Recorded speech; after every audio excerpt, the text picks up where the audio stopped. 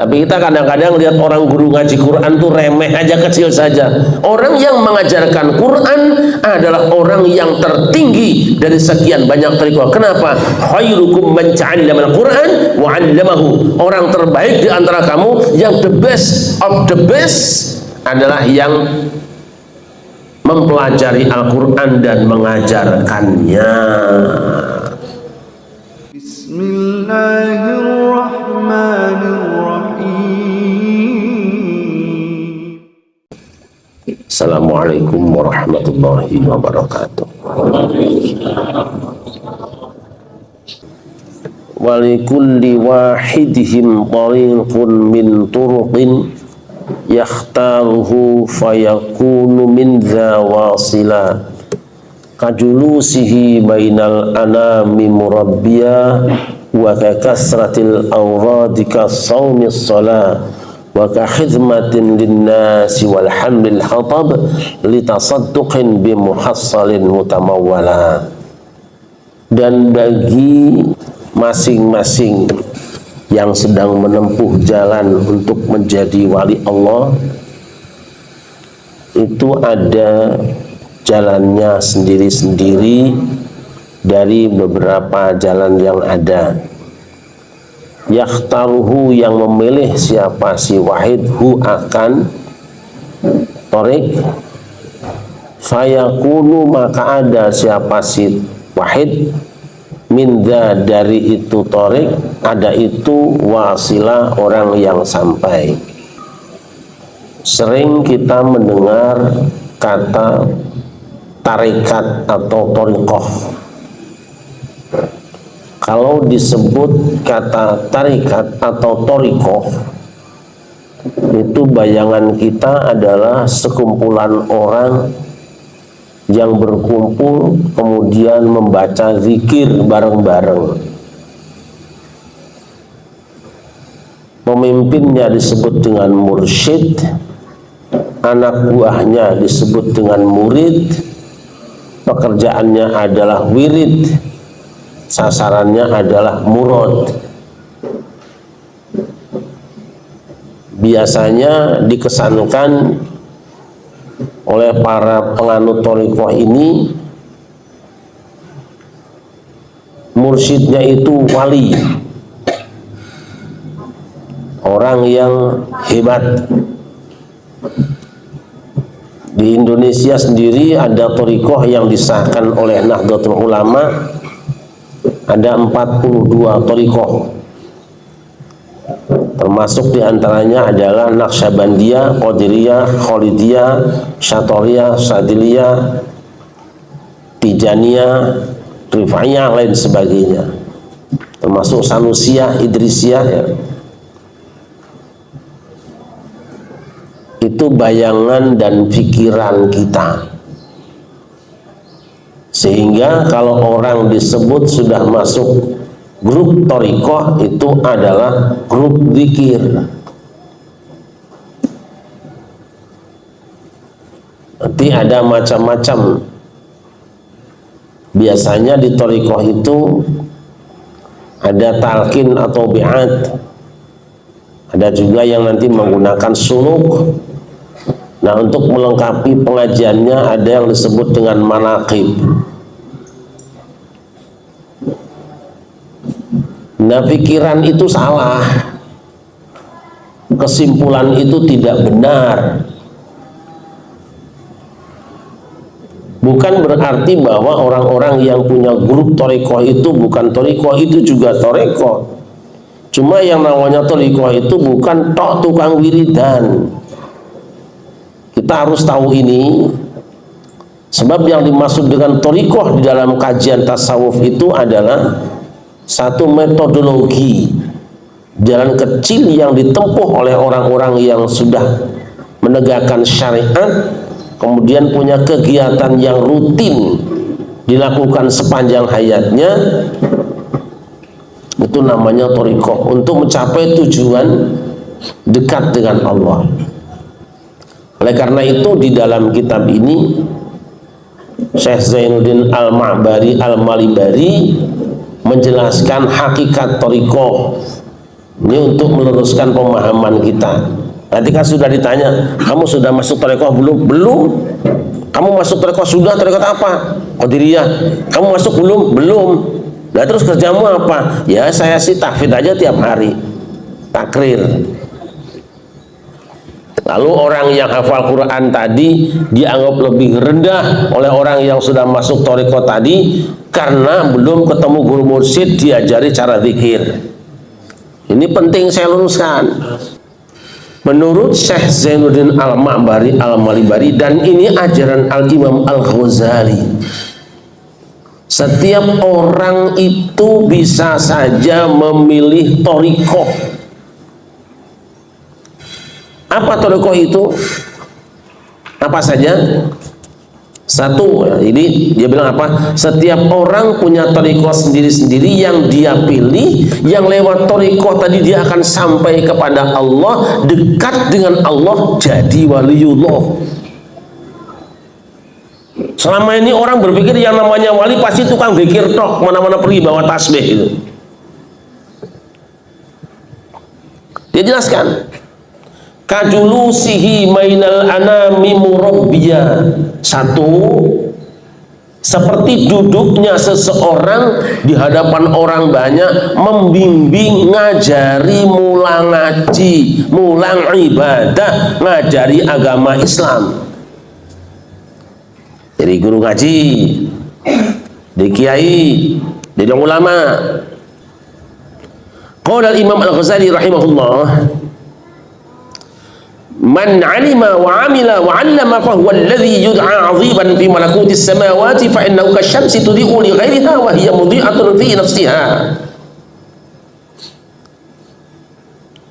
Siapa yang punya ilmu wa amila, kemudian mengamalkan ilmunya, wa 'allama, dan mengajarkan ilmunya kepada orang lain, fa huwa,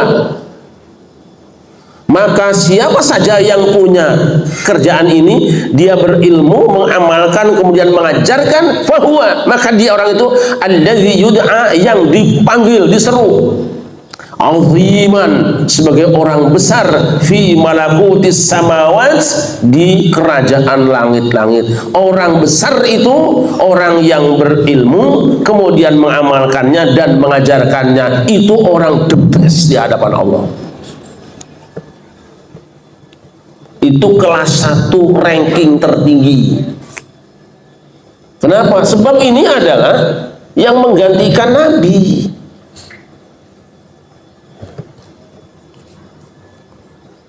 Fa innahu kasyamsi, karena sesungguhnya orang itu bagaikan matahari, tudhi'u li ghairiha, menerangi yang lainnya, wahya mudhi'atun fi nafsiha, dan dia sendiri sudah bercahaya. Dia adalah matahari. Orang yang seperti itu, ulama yang berilmu, mengamalkan dan mengajarkan, bagaikan matahari. Matahari itu memberi energi, sumber energi.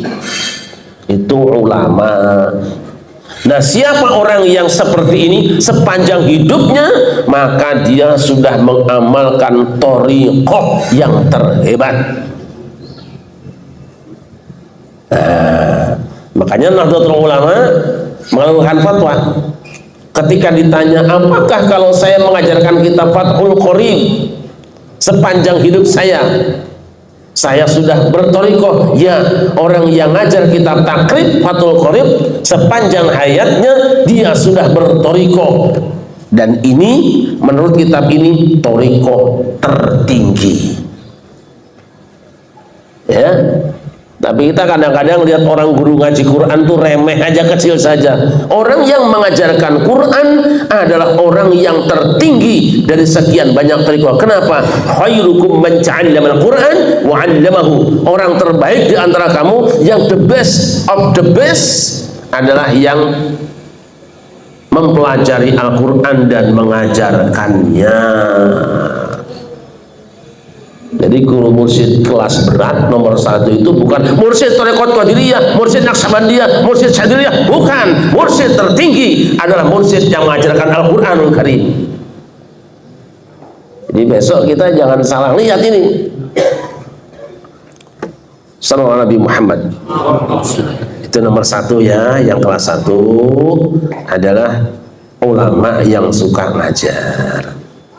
Dan dia itu bagaikan minyak wangi, kata Ghazali. Kenapa? Memberi wangi yang lain dan dia sendiri juga wangi. Dan yang kedua, wa kakasratil auradika saumis shalah.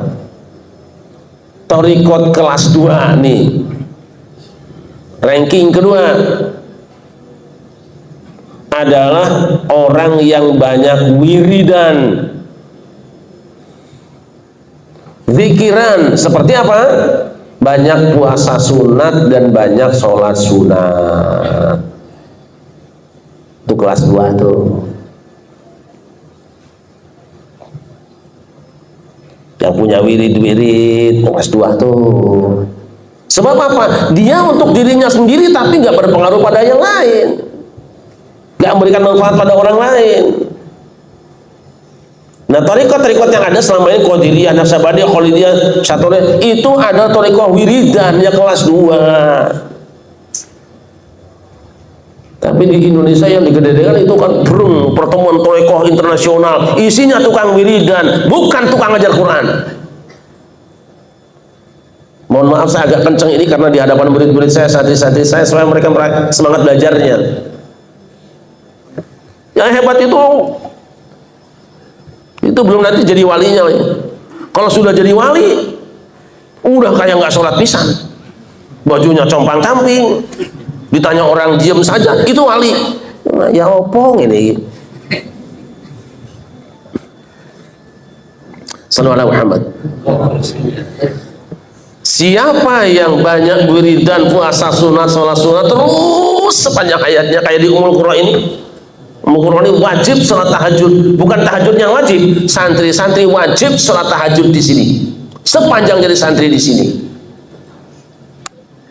Nah, kalau nggak tahajud dijemur 2 jam. Itu hukumannya. Melatih supaya mereka menjadi orang thariqah, sudah punya thariqah. Yang kedua ya, siapa yang menempuh jalan itu, banyak zikir, banyak baca Quran, banyak puasa sunat, sholat sunat, asal seumur hidup dilakukan, bisa jadi wali Allah. Syaratnya ikhlas.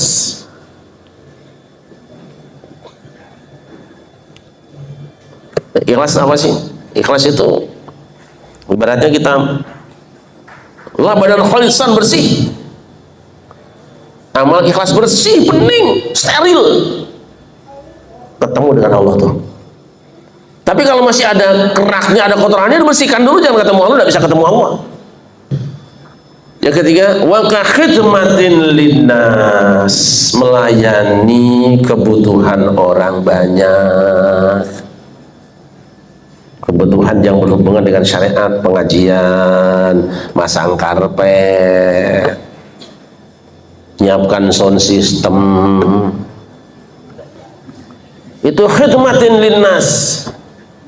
Jadi jangan dikira bahwa orang tukang nyapu di masjid, di musola, tukang ngepelnya, merbotnya lebih rendah dari kiainya. Belum tentu. Teorinya iya, tapi kalau kiainya nggak benar ya nggak bisa. Apalagi kiai tim seso nggak bisa. Itu kiai kardul, nanti neraka dibakar duluan. Ya. Jadi jadilah pelayan manusia.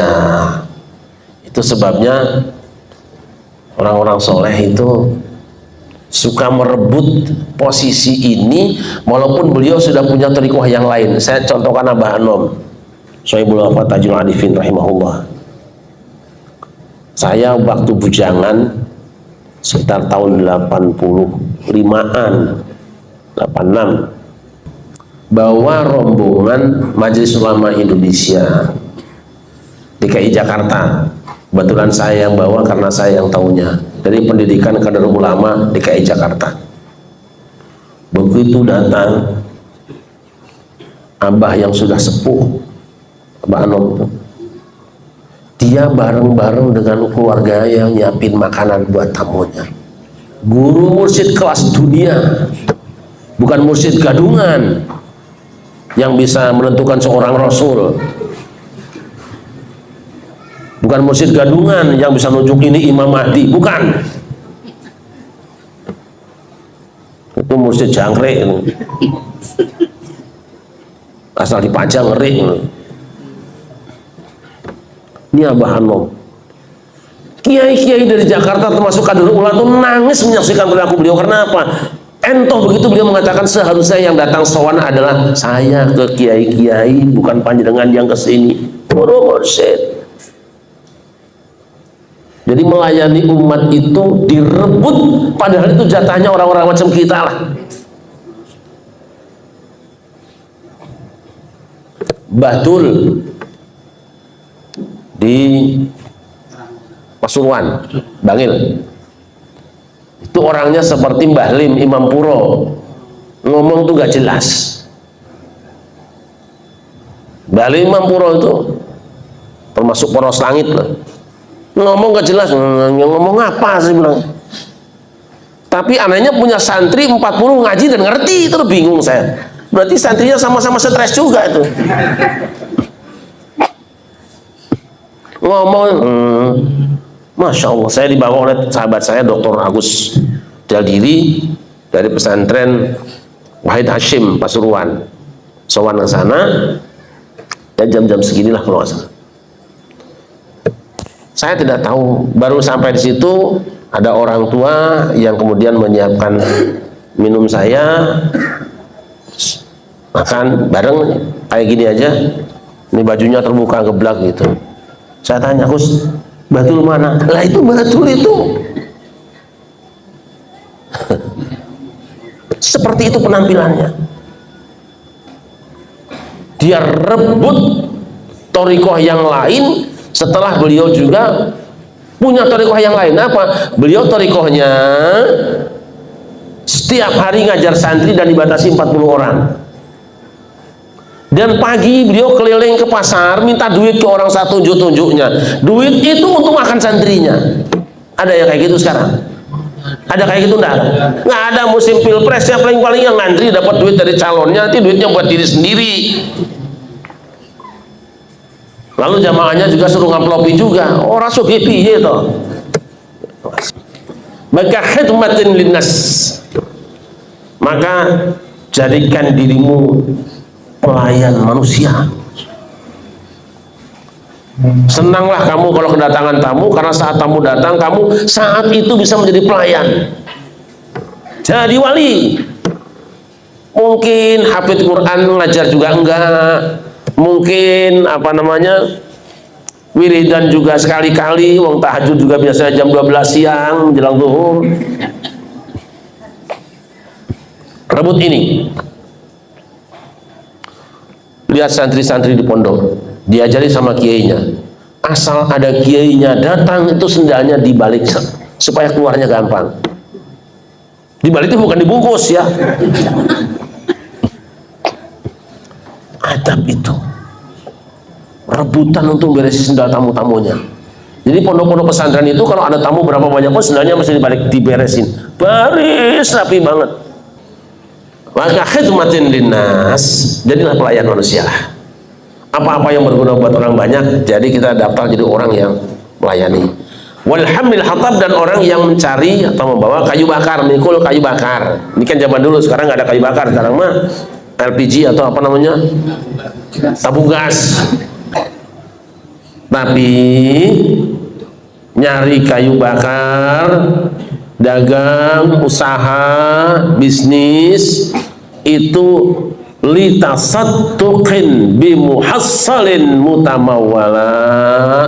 Tujuannya karena apa? Niat ingsun yen wis dadi duit sun bakal sedekah. Niat sedekah. Mau kerja apapun silahkan, tapi pasang di hatimu selain untuk ibadah pada Allah, bagian dari hasil usahamu itu untuk sedekah pada sesama manusia. Ini ranking tarikat nih, tarikat. Mau tarikat yang mana? Saya hanya ingin mengatakan salah paham kita. Ada jamiah tarikat Ya, ada Jatmi kan, Jamiyah Thariqah Mutabaroh Indonesia. Ada juga Jatman, Jamiyah Ahli Thariqah Mutabaroh Nahdiyah. Saya ingatkan anak-anak saya semua, teman-teman jamaah saya semua, Quran nomor 1. Musholawatan boleh, hadrohan boleh, tapi Quran nomor 1. Orang kalau sudah disangoni Quran tuh nanti badannya temukul sendiri. Ini Pak D-nya Aska ini, bapaknya juga. Siapa yang tidak tahu Mbah Najib Kerapian? Jiwanya dia. Itu macannya Quran Indonesia.